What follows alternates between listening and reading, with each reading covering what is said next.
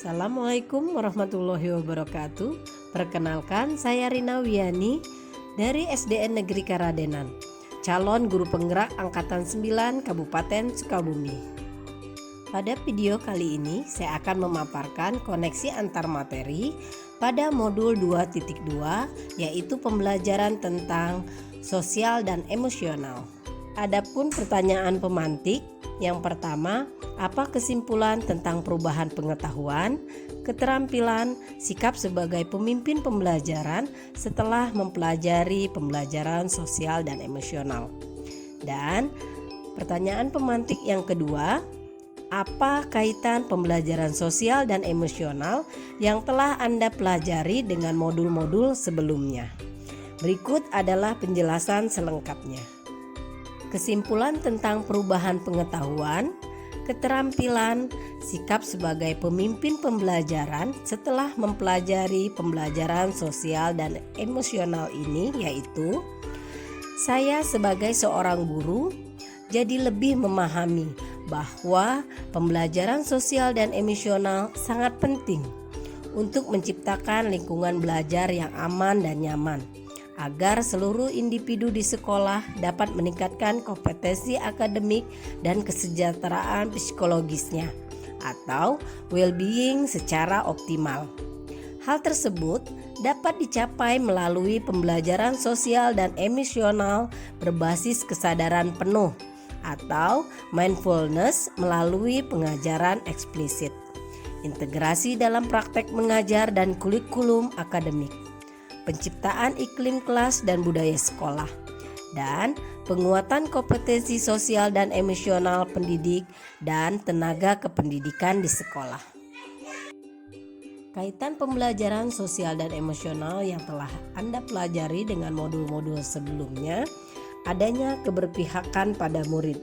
Hal tersebut dapat terlihat pada modul 1.1 tentang filosofi Ki Hajar Dewantara, pada modul 1.2 tentang nilai dan peran guru penggerak, pada modul 1.3 tentang visi guru penggerak, pada modul 1.4 tentang budaya positif, pada modul 2.1 tentang pembelajaran berdiferensiasi, dan yang terakhir pada modul 2.2 pembelajaran sosial emosional, yang mana semuanya berpusat pada profil pelajar Pancasila.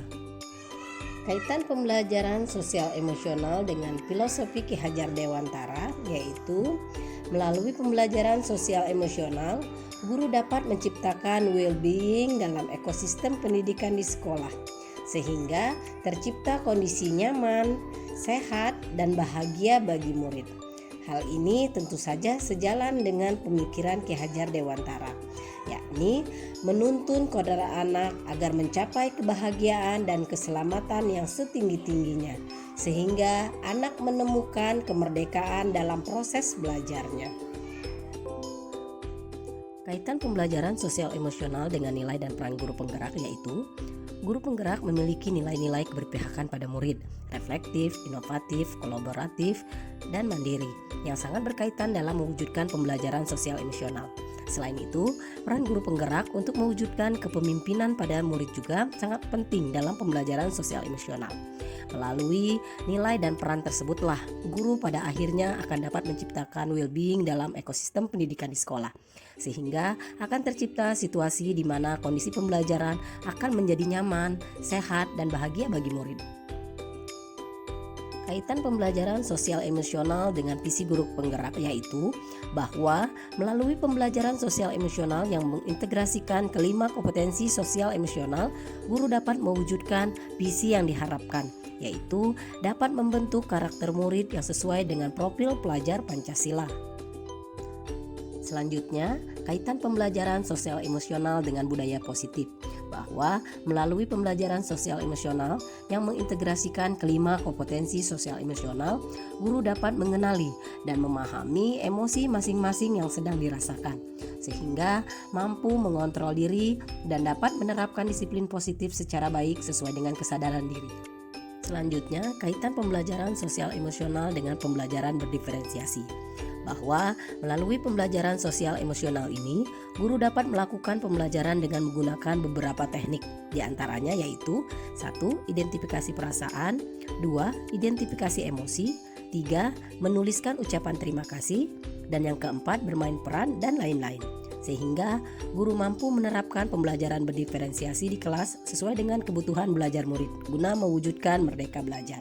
Adapun pertanyaan selanjutnya, yang pertama, sebelum mempelajari modul ini, saya berpikir bahwa sehingga setelah mempelajari modul ini ternyata.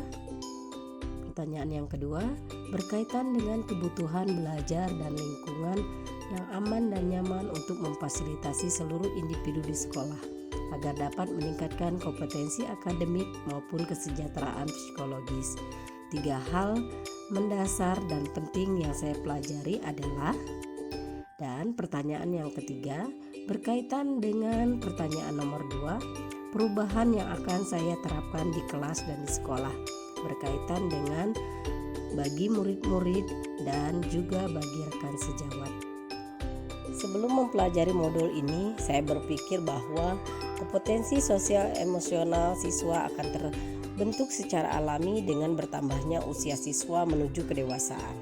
Sehingga dalam proses pembelajaran di kelas hanya fokus pada penyampaian materi dan tujuan pembelajaran saja. Setelah mempelajari modul ini, ternyata belajar dapat mengubah karakter secara psikologis sehingga siswa akan memiliki kesadaran diri yang tinggi untuk memahami perasaan diri dan orang lain, dapat manajemen diri untuk mengolah emosi atau perasaan, memiliki kesadaran sosial sehingga peduli dengan orang lain, memiliki keterampilan berelasi sehingga mampu berkomunikasi secara efektif dengan orang lain, dan dapat mengambil keputusan yang bertanggung jawab. Pertanyaan yang kedua, 3 hal mendasar dan penting yang saya pelajari. Yang pertama, menerapkan 5 kompetensi sosial dan emosional yang terdiri dari kesadaran diri, manajemen diri, kesadaran sosial, keterampilan berelasi, dan pengambilan keputusan yang bertanggung jawab.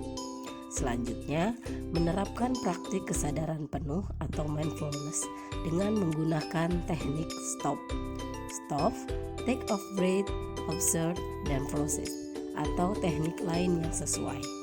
Dan yang selanjutnya, menerapkan 4 indikator PSE yang berkaitan dengan kelas dan sekolah seperti pengajaran eksplisit, integrasi dalam praktik mengajar guru dan kurikulum akademik, penciptaan iklim kelas dan budaya sekolah, penguatan KSE pendidik dan tenaga kependidikan di sekolah.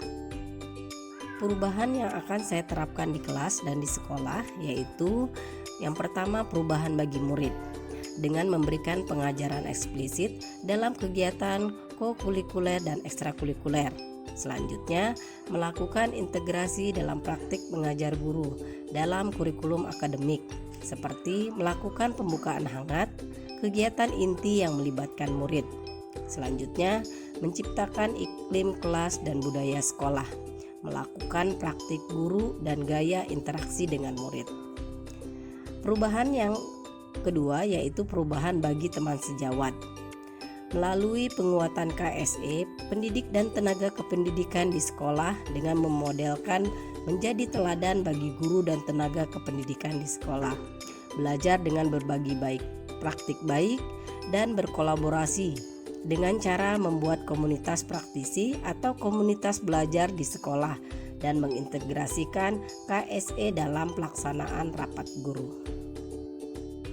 Demikian yang saya dapat sampaikan pada koneksi antar materi kali ini. Terima kasih.